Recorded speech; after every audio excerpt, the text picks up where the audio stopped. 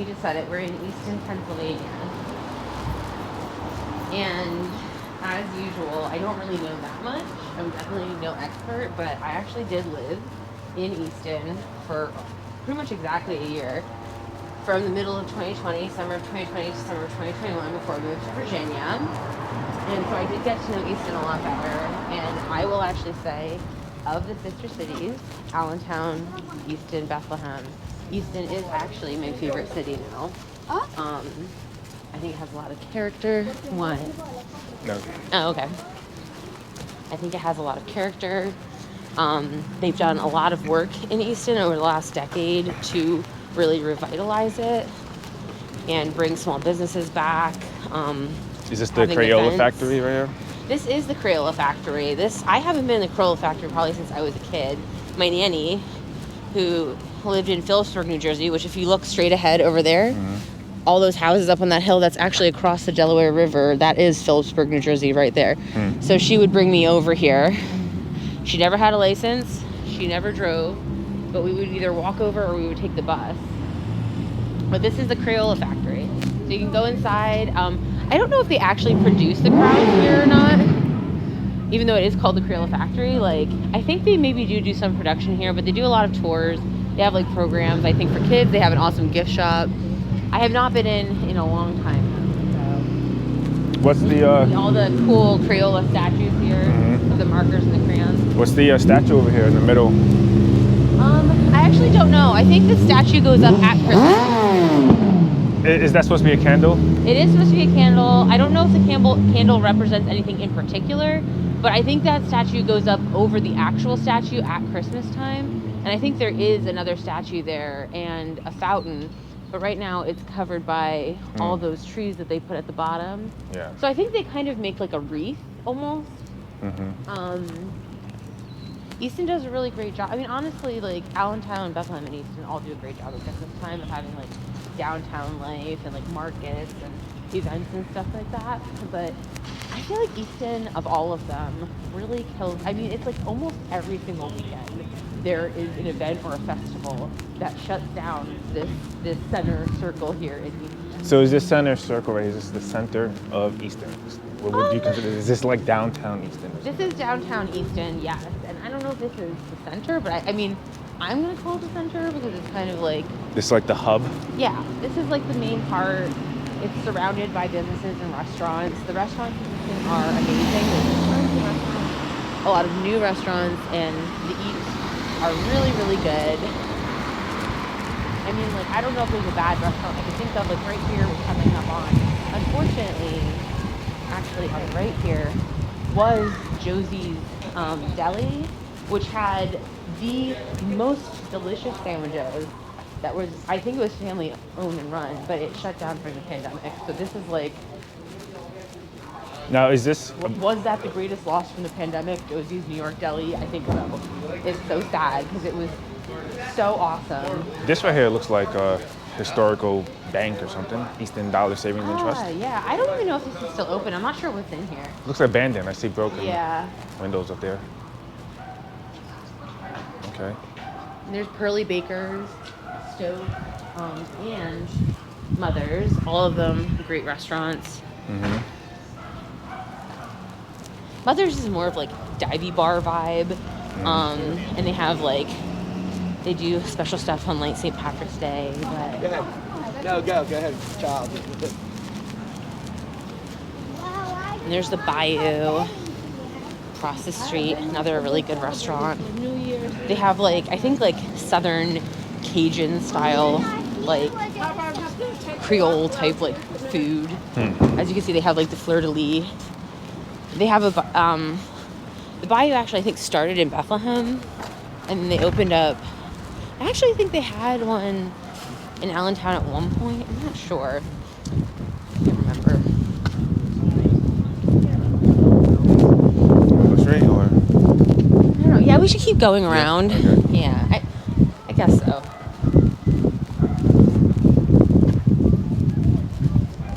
Now, has Easton changed much during the past, say, 20 years? Yes.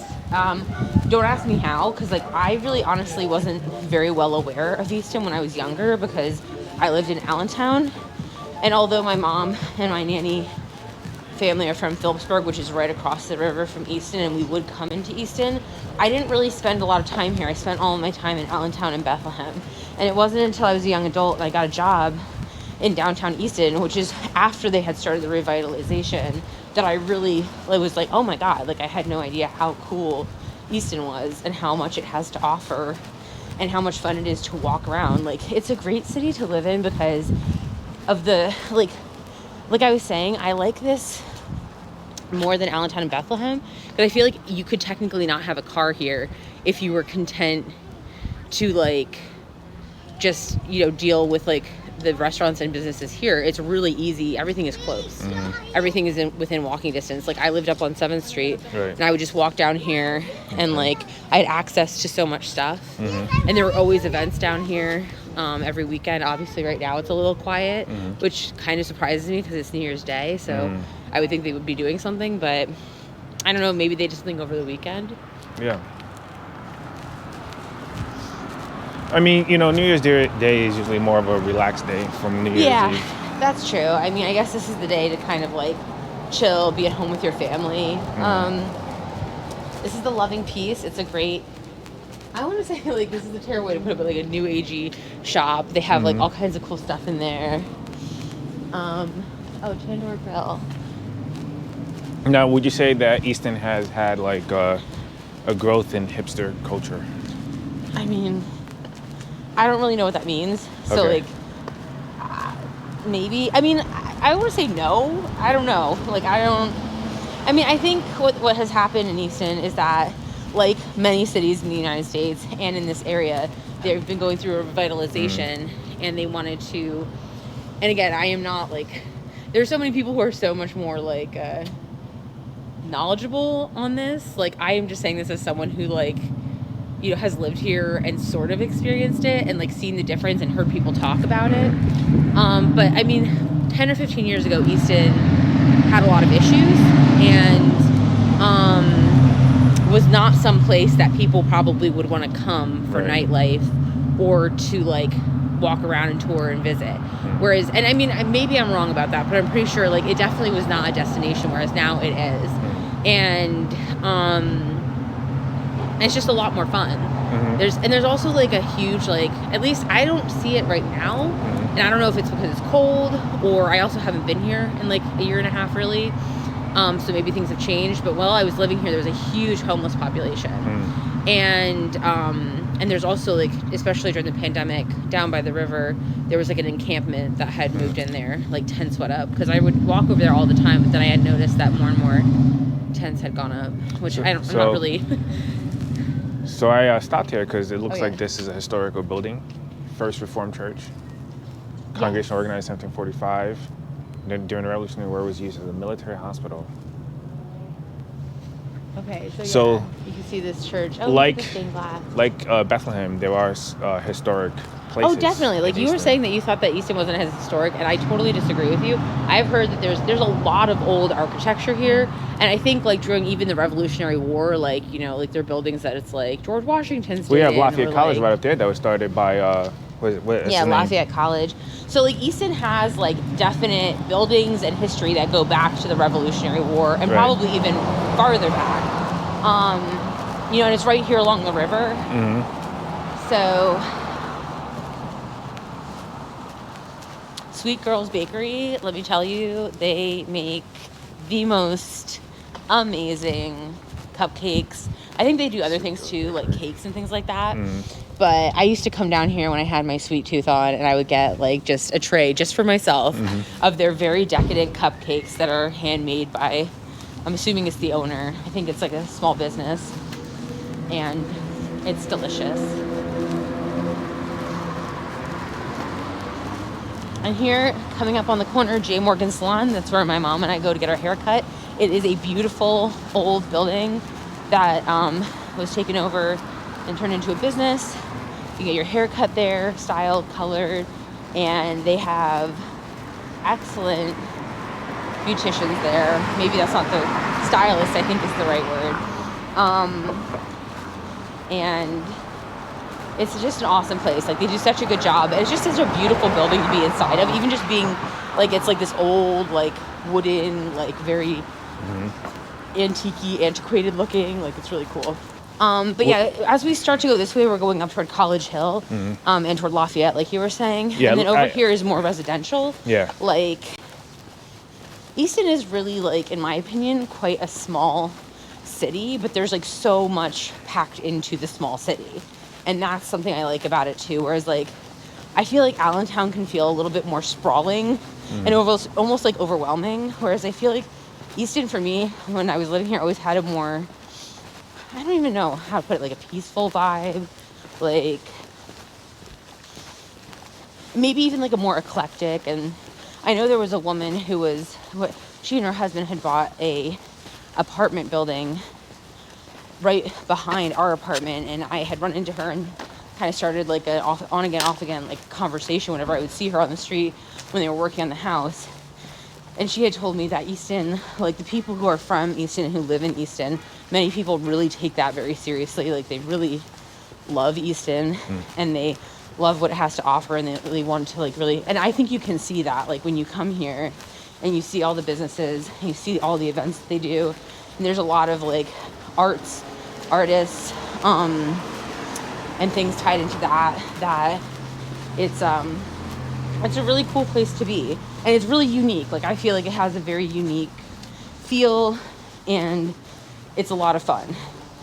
I always have fun when I come to Easton. That's the thing too, is, like, again, between the three cities, Allentown, Bethel, and Easton, I always felt like I would have more fun in Easton. Like, I feel like Allentown, although they've revitalized too, and they have a lot of small businesses and restaurants, it just doesn't feel as welcoming and as, like, you can just come and walk around and be out, and, like, and Bethlehem, I feel like, has a little bit more, like, a ritzy, like, vibe, whereas I feel like Easton is kind of very eclectic, and I don't know, I would just always have more fun when I come here. So feel more, like, relaxed.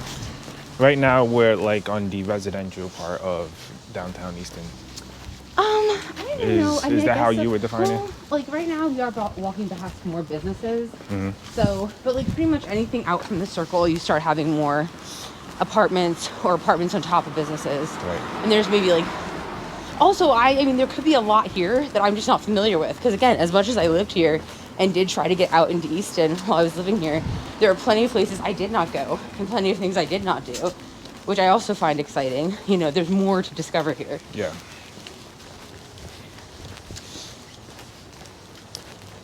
So as you venture out from the circle, what we call the circle, downtown Easton, what you have is more residential, and you even have trails around there. Yeah, there's actually, we are walking down now. I mean, we're actually zigzagging, but we're walking back to Northampton Street, and then we're going to go down to the Free Bridge. The Free Bridge crosses over from Easton, Pennsylvania into Phillipsburg, New Jersey, goes over the Delaware River. And Northampton Street connects to the circle, which is downtown. Yeah, Northampton Street runs up through the circle. Yeah. And then 3rd Street also cuts through the circle. Right. But anyway, when we go up here, this is Northampton, we're going to make a left. You're going to immediately start to see the Free Bridge. We can actually walk over it. And so, yes, there are trails, actually. There is a trail. Elias and I have been able to bike down some of it, not all of it. And apparently that trail runs all the way into Philly, I think. It goes down 611. Yeah, it goes down to Philly, down 611. Yeah, so it's actually a really beautiful, beautiful trail that cuts through all these towns, going all the way down through Easton. And the trail actually goes even up above Easton, I think, too. I don't think it starts in Easton, if I understand correctly. Oh, look at this. This is another historic site. Here we go. 1753 Bachman Public House. There is nothing which has yet been contrived by man by which so much happiness is produced as by a good tavern or inn. I told you, Easton knows how to have fun. During the 1700s, taverns were not only places for food and drink, they acted as inns, meeting places, political forums, and news outlets. Prior to 1800, travelers through the town of Easton had more than 20 choices. The 1753 Bachman Public House is the only remaining colonial-era tavern in Easton. The building also houses the first courtroom in Northampton, in Northampton County. So yeah, this is cool. And yeah, and look, it's really beautiful. You can see like this door here even. And I remember reading that taverns were very important during the Revolutionary War, because that's where all the political discussions would take place during taverns, and that's where they would meet with other revolutionaries or whatever you want to call them to overthrow. So do you think it would be fair to say that beer drove the revolution? Probably, yeah, actually You get drunk, you start coming up with ideas, and before you know it, you're a free country. One thing leads to another. But yeah, it's definitely true that this was, Easton, maybe the entire Lehigh Valley was important during the Revolutionary War, because you had the Lafayette guy who started the college, who was part of the Revolutionary War, if I remember correctly. Yeah. So my history was a little off, but according to Wikipedia, Lafayette College was founded by a group of Easton residents and was named after Marquis de Lafayette shortly after his grandiose tour during 1824 and 1825. Who was Marquis de Lafayette? He was a French military officer and a hero of the American Revolutionary War, and after returning to France, he became a key figure in another famous war, the French Revolution. So trying to tell me that Easton's not as historical as Bethlehem, I don't want to hear about it, because I bet that there's all kinds of stuff here that we're not even aware of. And also, I was talking about the ghosts in Bethlehem in the last video. I believe there are also some ghosts wandering around in Easton in some of the buildings. So I'm really not... Oh, the pudding bar. This is a new place. Okay. I'm like really obsessed with the food. Obviously, you're like a little bit more interested in the history. I am too, but I'm not really as knowledgeable. But I am knowledgeable about food. And the pudding bar, super cool. They basically just specialize in making fancy pudding bowls. And you can go in there and get yourself a nice, sugary, yummy, fatty pudding bowl. And they're delicious. And you can get all kinds of fun bowls with like fruits and things in it. Pudding bowl. Pudding bowl, that's right. So is this part of the revitalization right here, this construction? I mean, actually, I have no idea what's going on here. I think this happened after I left, and I don't keep up on things, so I hate to tell you. Also, I want to point out Larry Holmes Drive. Larry Holmes was a boxer, I believe. Okay, right? This is who you're talking about. Yeah. Maybe we can cross now? I don't know. It's telling us to stop, but I don't want to. Let's go. Okay, now we're supposed to stop. We made it just in time. Let's go over here. There's So as I was pointing out, this is the Free Bridge. And why is it called the Free Bridge? I think it's called the Free Bridge because it's free to cross. So there's a lot of tolls to get from Pennsylvania to New Jersey. Like if you actually look right over there at that bridge, you have to pay to get across that bridge. This one, you don't have to pay to cross. So if I wanted to guess why it's called the Free Bridge, I would say because it's free to cross. Whereas many other entrances between Pennsylvania and New Jersey, you're required to pay a toll. But in and out of Pennsylvania and New Jersey here, across the Free Bridge, you don't have to pay a toll. Now, is that the official name of it, or is that like what locals call it? I don't know. There's a sign up here. What does the sign say? Do you want to go? Oh, well, unfortunately, we cannot cross the bridge. It looks to be closed for construction, but there is a sign up there. I can't read it. It says Delaware something or other. Something. Here, this might say something. Oh yeah, right here. The Northampton Street Bridge, also known as the Free Bridge, was designed by James Madison Porter III, a graduate of nearby Lafayette College with a degree in civil engineering. So here we can see over here the big, beautiful Delaware River. And if we actually were to walk all the way back this way and up and around across the bridge there, we would get over to the start where we would go to park to take that trail down along 611 that could technically take you all the way down to Philly. I haven't been on there in a while, and the cool thing about that trail, it's beautiful. It changes, the landscape and the trail changes a lot as you're going along, and there are a lot of stops that you can make. So if you want to like bike on the trail and then stop and get lunch, there's actually, I can't remember what it's called, but there's this great restaurant that literally the back of the restaurant backs up and has a stairway onto the trail. So you could like bike along the trail, stop, come up the stairway into the back of this restaurant and stop and get lunch. And it's a great restaurant, great food, beautiful building.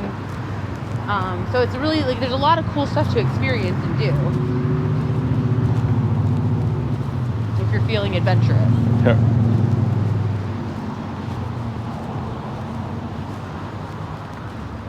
It's called the Regalsville Inn. So the Regalsville Inn has a restaurant that goes right back up onto the trail. And I think it's called the D&L Trail. Am I right? Yeah, it stands for the Delaware and Lehigh River Trail. Yeah. Or Canal Trail, the D&L Canal. Something like that. And a lot of these trails go along active and inactive railways because Pennsylvania has a lot of train railways along it. So sometimes when you're on the trails, you'll see the trains go by loudly. And I'm sorry, that trail, now that I am remembering, I do know where this trail up here that I was talking about connects all the way into Allentown. So we can bike all the way from Allentown through Bethlehem along these canal and train railway trails that connects with here because we have biked from Bethlehem all the way over here before on the trails. Yeah. So, I mean, you could spend hours and hours and hours biking along these gorgeous trails at any point, being able to get off and go into the city and, you know, stop and get something to eat or, you know, relax for a little bit. There's Christopher Columbus. I think this is actually, they were fighting about trying to get this taken down. Clearly, he's still here. But I do remember hearing talks about some people in Easton wanting this taken down. You know, but obviously there's also the argument that this was like a gift from like Italian Americans like to the city. Right. So the argument of what it represents to different people. Right. You know.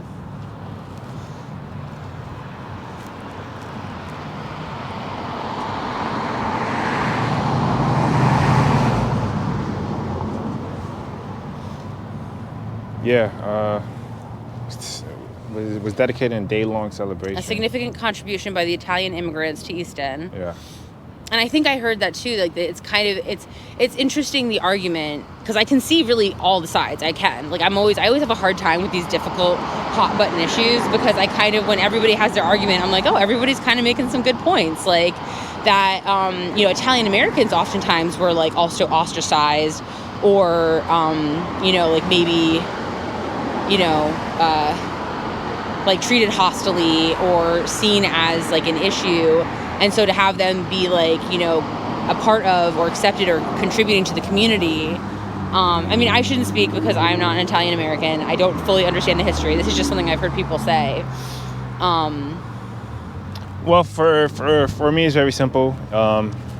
If it's there, leave it up. You know, otherwise, come to a democratic solution where the people of the community get to vote on it and see and decide what they want to do.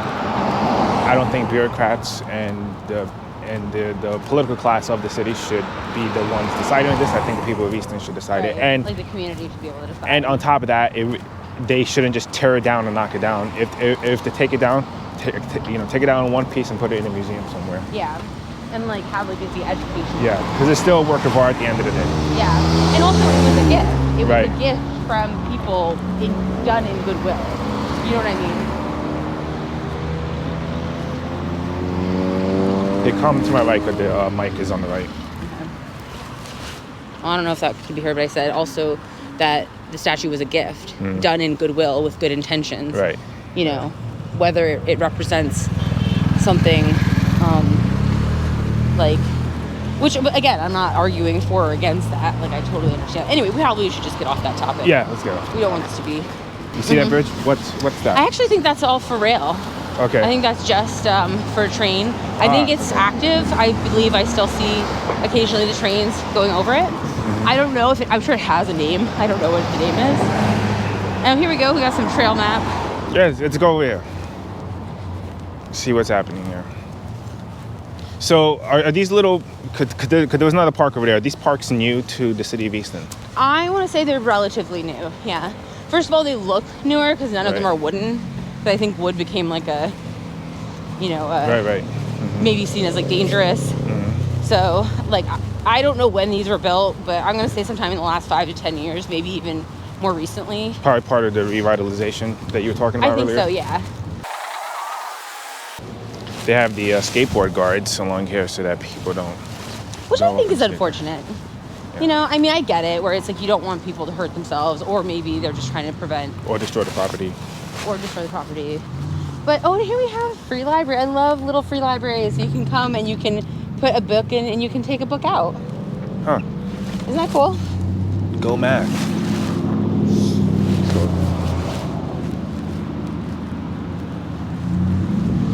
David Martin's Ferry.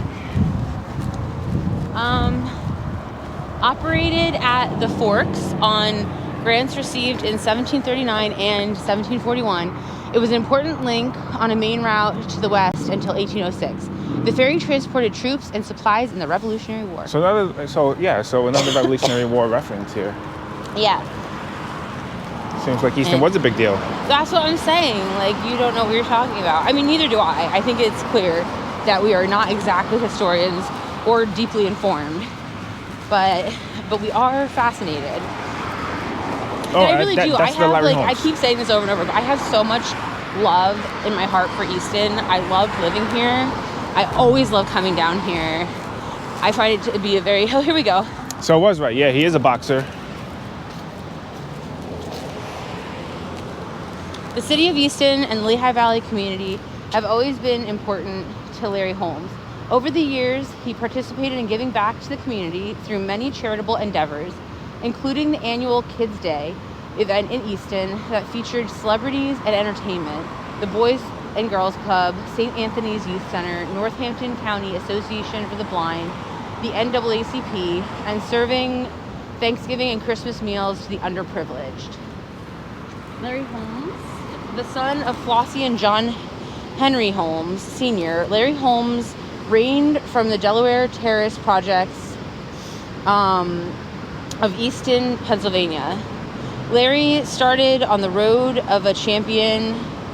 Larry started on the road of a champion while sparring with, training with, and standing on the shoulders of such boxing greats as Muhammad Ali and Joe Frazier. Yeah, Frazier. Okay, the Easton Assassin, so I guess that was his nickname. The Easton Assassin perfected his boxing skills, establishing a crucial left jab that became the champ's trademark, as he maintained the title of heavyweight champion for 7.5 years, from 1978 to 1985, longer than any other fighter in boxing history, including the renowned Joe Louis.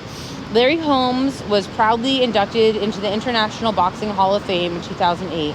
He proved himself as a successful businessman, a committed man of the community, and a doting father of Misty, Lisa, Belinda, Candy, and Larry Jr., and a loving husband to Diane. Against all odds, with the mind of a champion, Larry Holmes pushed past obstacles and naysayers, determined to pursue and maintain the heart of a legend. I see some dedicated bricks here.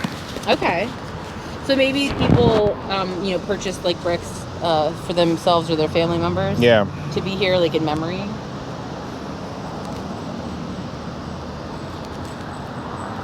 Oh, here, there's more information. Although I kind of don't want to continue reading. Yeah, no, it's fine. This is probably the reason I'm not a historical expert, because I don't exactly get into the details. The Hanlon Sculpture Studio. I guess they made it. Donated. Yeah.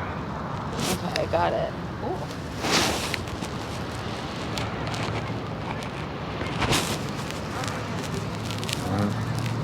So this is Scott Park in city of Easton, Pennsylvania.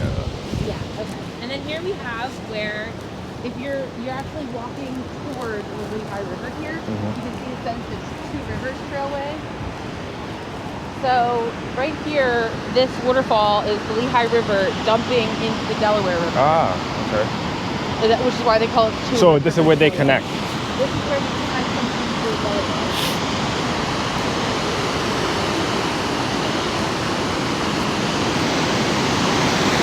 Are these locks here a tradition in Easton? Now, you know what? The first thing I think of is there is a bridge in France. I actually think it's illegal to do it now because there are so many locks on the bridge. But there is a bridge in France, I can't remember the name of it, where people go and basically like the lock is like I think a symbol of their love for each other, and they go and they put the lock on the bridge. Again, this is in France. So I don't know if this is a similar thing that people are doing here, putting these locks here to symbolize something. I don't know if it's a similar idea or what it's for, but it's kind of cute.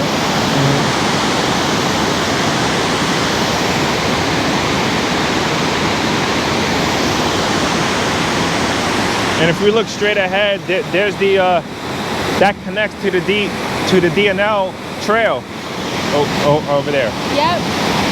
Yeah, actually you can see right across the river, there's a pathway here. You see that person walking up on there? So that pathway will run all the way back along the river here to Bethlehem. as you're coming up from Bethlehem, it wraps around there and then continues down along the river on the Pennsylvania side. Toward Philly. Along 611, yeah.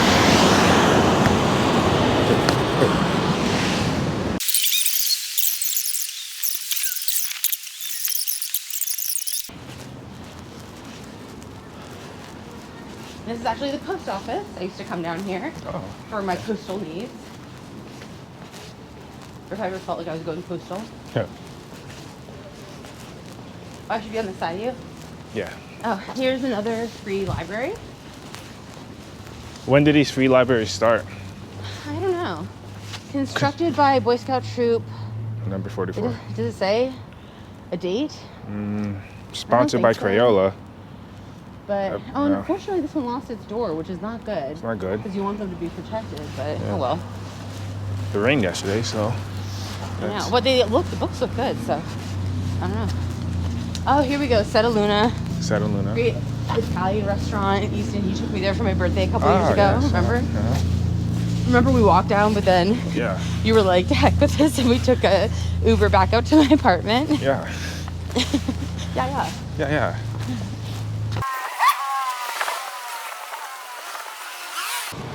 Okay, now over here, we already passed it, I think, but I was talking about Billy's Diner. So right there on the corner, see that gray building? It says Billy's on the side. Well, you can't see it right now. I see, yeah. Down there is Billy's Diner. A favorite place of mine to go occasionally when I was able to get there before they closed, because they close really early. They do more of like a breakfast and lunch kind of thing. Mesa. Delicious modern Mexican. Oh, they have fantastic food here. Again, can't say enough. I don't know if there is a bad restaurant in Easton, Pennsylvania. It's really exploded as a food scene, a foodie's delight, in my opinion. I didn't even get to talk about all the other places. I mean, there's so much more. Like, we haven't even seen or commented on everything. Easton Antique, love going here.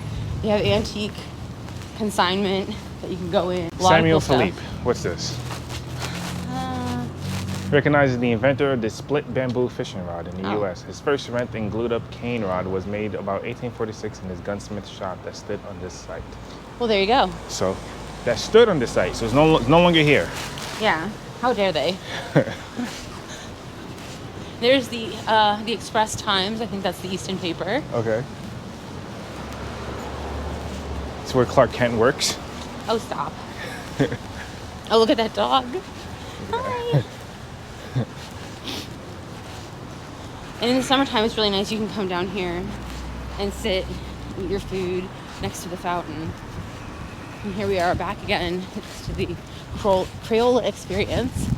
And in summer, they do a lot of festivals right here in the circle, right? I mean, I honestly think like all year round, but yeah, especially when the weather gets warmer, truly every weekend, it's impossible to get in and out of here because they have this main part completely shut down and there's tons of people, food trucks and all kinds of stuff. So they're always doing something, which, you know, I think sometimes it can be a blessing and a curse, but overall I think it's really cool that they do it. Like during the pandemic, they actually recently redid this part of Northampton Street. Now it's one way from 4th Street down to 3rd Street. And they have these, I don't know, perpendicular parking spaces. But during the pandemic, one of the things they did to kind of keep business going and, you know, to the best of their ability is having things outside. And they actually constructed an ice skating rink here. Oh. I really thought that was so cool. I actually did not skate on it, which I kind of regret. But I was like, I loved the creativity and, you know, the attempt to, you know, do things for the community and keep business alive while also trying to be safe. All right, well, this was a nice short tour of downtown Easton. Hopefully in future videos, I'd like to do more of Easton, the surrounding area, say the outskirts of downtown Easton, around Lafayette College, the trail, show some other places. But this is it for our little tour. Yeah, I mean, there's so much more to see here. Yeah. And especially if we come back for an event.